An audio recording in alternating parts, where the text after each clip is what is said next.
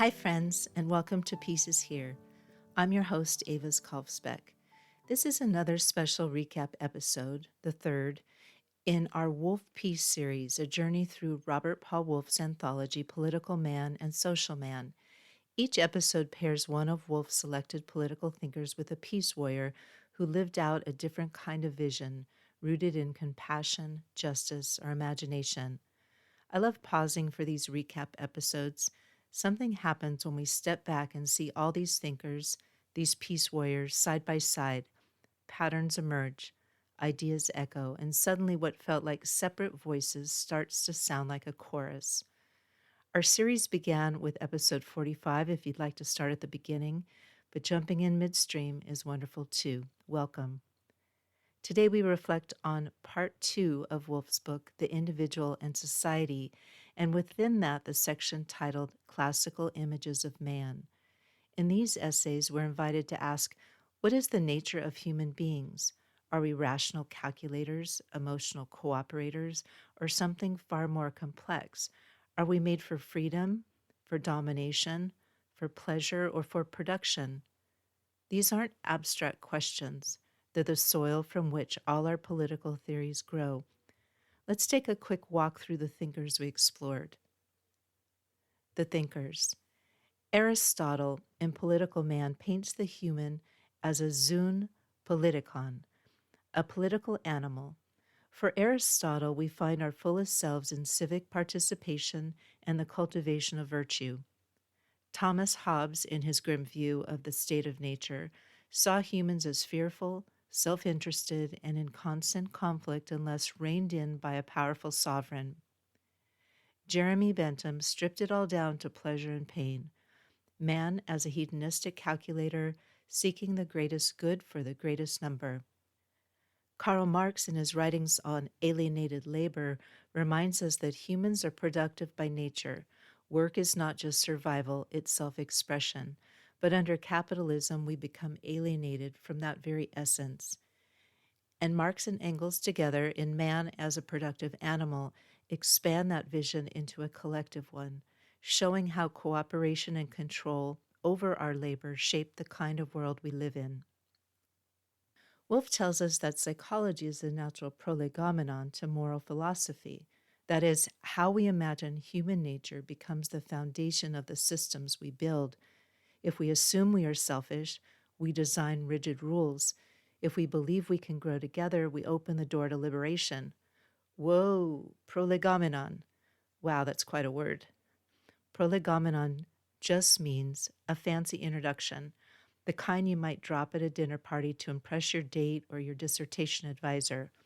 Wolff's using it here to say, before we get to morals, we have to talk about what kind of creatures we are. Are we selfish by nature, cooperative, just hangry? Whatever we answer, that shapes the rules we make. But we didn't only study the thinkers.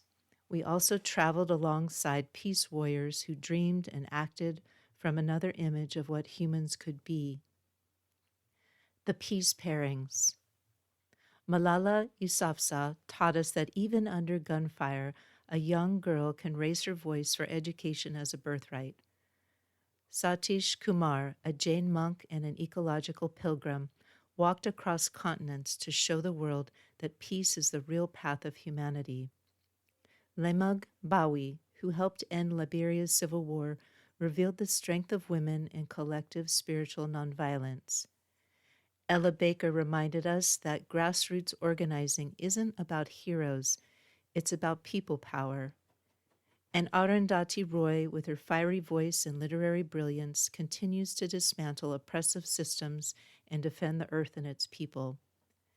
Together, these peace warriors reflect a different kind of anthropology, not one of conquest, but of connection.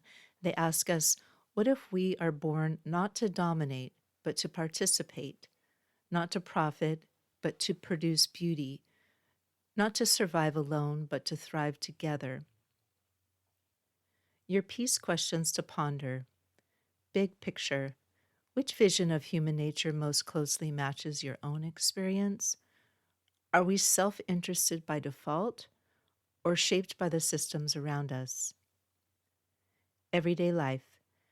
How does your view of others affect how you interact in groups, at work, at home, or online?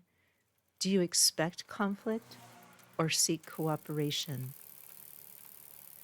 That concludes this episode of Peace is Here.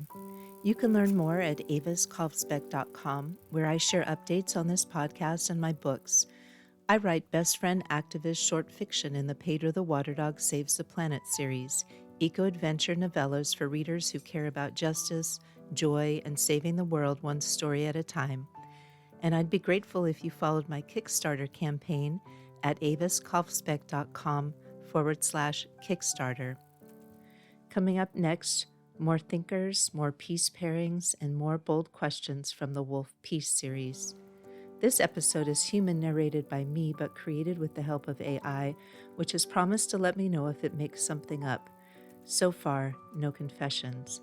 But if you believe I've missed something, or if you just want to say hello, I'd love to hear from you. Podcast music is Dalai Lama Riding a Bike by Javier Peque Rodriguez. You'll find links to his music on Spotify and Bandcamp in the show notes. If you enjoyed this podcast, it really helps me if you subscribe on Apple Podcasts or wherever you listen. A quick rating or review helps others discover peaceful, independent storytelling.